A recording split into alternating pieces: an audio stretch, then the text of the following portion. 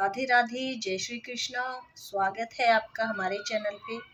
तो सर्वप्रथम आप कीजिए सभी के दर्शन। ये है लड्डू, ये है हमारे कान्हू, ये श्री राधा जी, ये हमारे मुकुंद,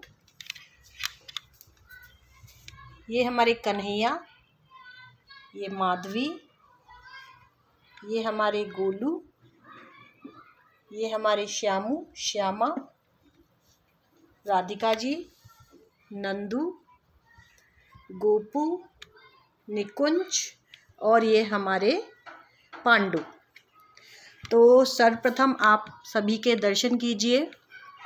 और आज का जो वीडियो है बहुत ही इम्पोर्टेंट होने वाला है, जानकारी की दृष्टि से, सूचना की दृष्टि से।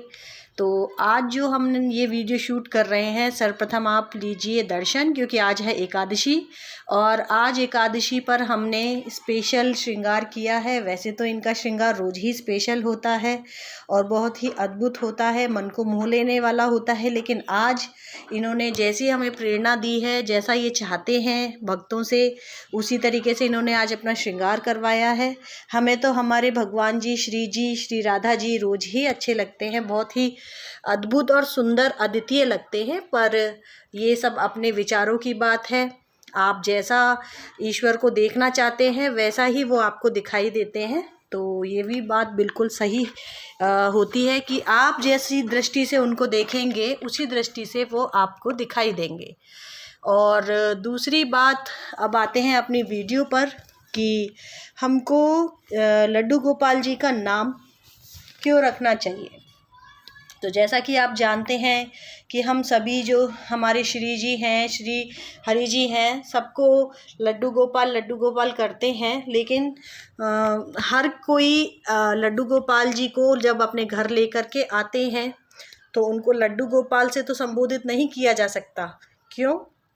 क्योंकि लड्डू गोपाल तो एक है और इसको अगर हम दूसरे तरीके से समझें तो ये है कि जिस तरीके से जब हम अपने बच्चों का, संतानों का नाम रखते हैं, तो उसी तरीके से अगर हम इनको संतान रूप में अपने यहाँ मान रहे हैं तो हम इनको भी इनका नाम दें और उससे प्रेम बढ़ता है, वात्सल्य की जो प्रेरणा मिलती है, धारणा है, वो बढ़ती है। और जहाँ तक पुत्र की बात है तो कुछ भक्त उनको पुत्र के रूप में मानते हैं, कुछ भाई के रूप में, कोई सखा के रूप में, कोई पिता के रूप में। तो सबकी अपनी अपनी धारणा है, सबकी अपनी अपनी फीलिंग है, जो जैसे व्यक्त करे और श्री जी को, श्री हरि जी को जिस रूप में अपनाना चाहे, मानना चाहे, उस रूप में मान सकता है। लेकिन अगर आप उनको संतान के रूप में मान रहे हैं तो उनको नाम अवश्य दें। जिस तरीके से किसी भी परिवार में किसी बच्चे के आने का जब आगमन होता है तो उसका एक नामकरण संस्कार होता है और उसको हम एक नाम देते हैं जिससे उसको उसकी पहचान मिलती है। क्योंकि बच्चे, अगर सारे बच्चों को एक ही नाम दे दिया जाए और उसी से पुकारा जाए तो आप समझ ही सकते हैं कि क्या हो सकता है। तो इसी तरीके से, क्योंकि ये भी आपके बालक समान है, पुत्र समान है, तो विशेष नाम एक होता है जिससे उनकी एक पहचान होती है। तो उसी तरीके से क्योंकि हम इनको एक नाम देंगे तो इनकी भी एक अपनी पहचान होगी। इसीलिए हमको ईश्वर के, श्री हरि जी के, श्री राधा जी के नाम रखने चाहिए। दूसरी चीज़, काफ़ी लोगों का ये मंतव्य है कि भाई अब नाम तो हमें रखना है तो हम नाम क्या रखें, कैसे रखें। तो देखिए, हमारे जो प्रभु जी हैं इतने लीलाधारी हैं, उन्होंने अपने इतनी लीलाएं करी हैं, अनेकों नामों से विख्यात हैं, आप भी जानते हैं। और फिर उसके ऊपर आता है सबसे बड़ी आपकी इच्छा, जिससे आपकी मार्मिकता प्रदर्शित आप कर सके। जिस नाम को लेने से आपके भाव मार्मिक हो जाएं, आपका वात्सल्य उत्पन्न होता है और प्रकट होता है, उस नाम को आप अपने श्री हरि जी का रख सकते हैं या श्री राधा जी का रख सकते हैं। जिस भाव से, जिस नाम को लेने से एक भाव आपका प्रकट होता है प्रेम का, उस नाम को आप रख सकते हैं। वैसे तो हमारे लीलाधारी हैं, इनके अनेकों नाम हैं, आप उसमें से इतने अच्छे अच्छे नाम हैं कि आप उसमें से भी उनका नाम रख सकते हैं। बहुत विख्यात नाम हैं उनके काफ़ी सारे, उसमें से कोई भी नाम अगर आप इनके रखेंगे तो बहुत हैं। परंतु लेकिन उसके बाद भी कोई उनको गोलू कहता है, कोई मोलू कहता है। तो देखिए, नाम उनका कुछ भी रखें, सबसे बड़ी बात है कि आपका प्रेम होना चाहिए उनके प्रति, प्रेम की भावना ज़रूर आप प्रदर्शित करें।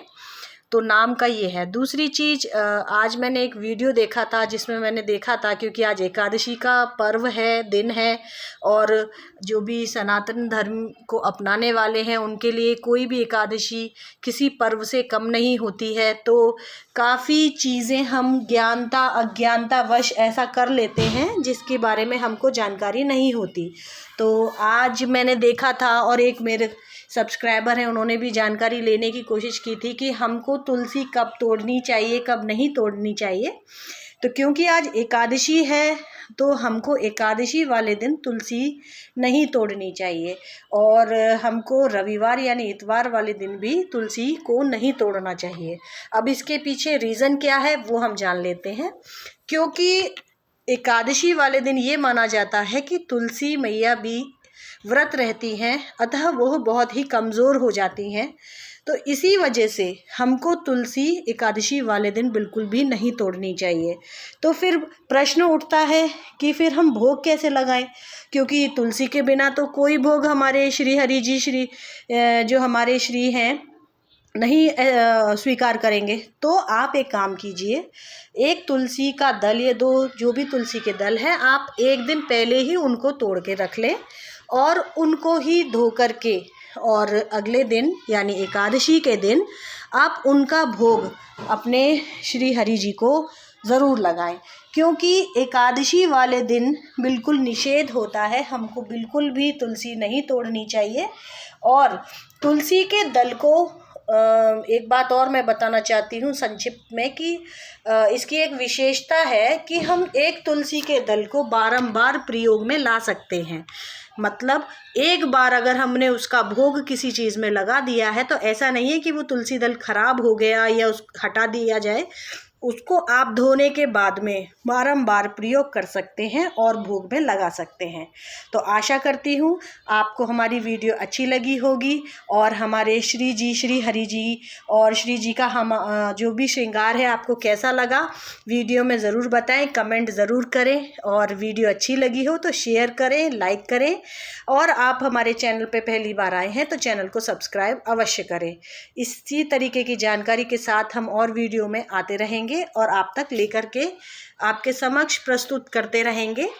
तो अगर आपको ये वीडियो, ये श्रृंगार हमारे श्री जी का अच्छा लगा हो, श्री हरि जी का अच्छा लगा हो, तो कमेंट बॉक्स में राधे राधे अवश्य लिखें, क्योंकि राधे राधे नाम बहुत ही अनमोल है और बहुत ही अद्भुत है।